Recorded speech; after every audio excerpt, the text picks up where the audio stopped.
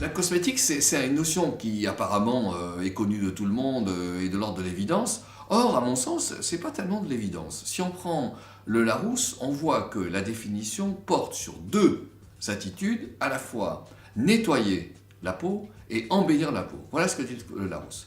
On voit bien que le comportement lié aux cosmétiques est plus compliqué et que c'est pas seulement nettoyer la peau, c'est aussi entretenir la peau, l'assainir.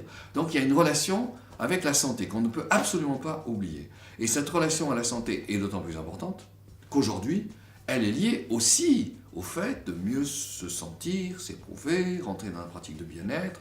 Donc la cosmétique, c'est beaucoup plus compliqué que ne le laissent entendre les définitions traditionnelles. Oui, je pense qu'il y a trois grands versants qui peuvent expliquer la façon dont les mœurs ont joué sur ce type d'objet, de pratique. D'abord, il faut entendre sur la notion de mœurs.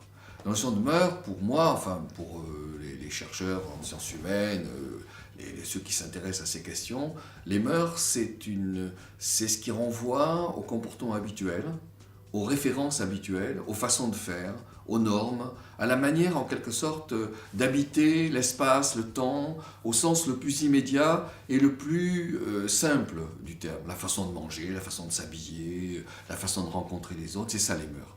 Et ça entraîne effectivement, du coup, un grand intérêt pour la part des ethnologues qui se demandent quelles sont les mœurs des ethnies étrangères, et de la part des historiens, quelles sont les mœurs qui existaient au XVIe siècle, et puis les mœurs qui existent aujourd'hui. Voilà ce qu'on peut dire des mœurs.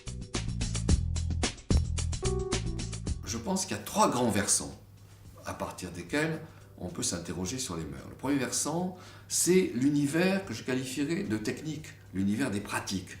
Et on voit, quand on prend ce repère, que bien sûr, dans le temps, les pratiques ont considérablement bougé. Non pas seulement parce qu'elles sont devenues plus riches, plus techniques, etc., mais parce qu'elles obéissent à des univers de représentation qui ne sont pas les mêmes. Je prends un ou deux exemples rapidement.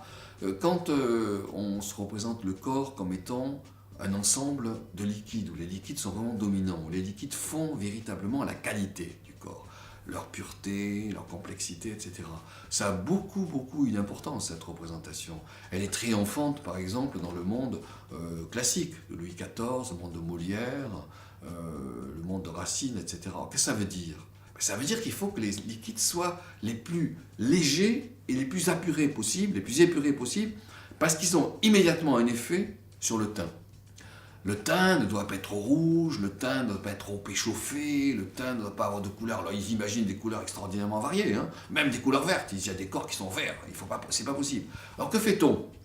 À la fois, on met du produit sur le visage, comme aujourd'hui, mais on n'a pas seulement ce type de comportement. Par exemple, vous avez des comportements qui, pour nous, sont aujourd'hui aberrants, qui consistent à mettre, et c'est tout à fait évident, hein, à mettre les pieds dans des bassines d'eau froide pour faire tomber le chaud vers le bas. Alors vous avez comme ça des femmes qui restent pendant 1 heure, 2 heures dans des bassines d'eau froide. Vous avez une autre pratique aussi qui est très importante, qui est très fréquente à la cour de Louis XIV, mais aussi chez les bourgeois de Paris du XVIIe siècle. Cette pratique consiste à recourir à des lavements légers, très fréquente chez Madame de Sévigné, à des lavements légers pour épurer à nouveau, vous voyez, le contenu du corps. Et donc on voit là comment, à partir d'une vision qui est technique, on utilise des gestes, des objets qui sont évidemment différents dans le temps.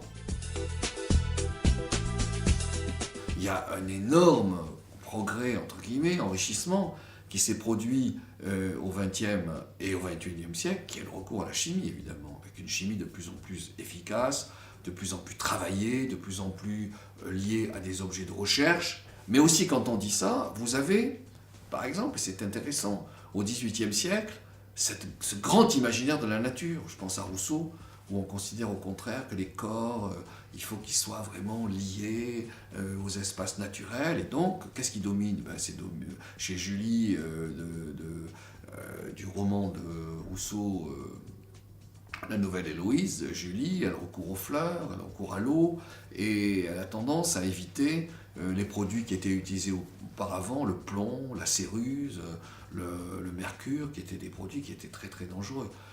Donc vous voyez, à travers la notion de produit, à travers la notion de pratique, on voit d'immenses changements dans le temps.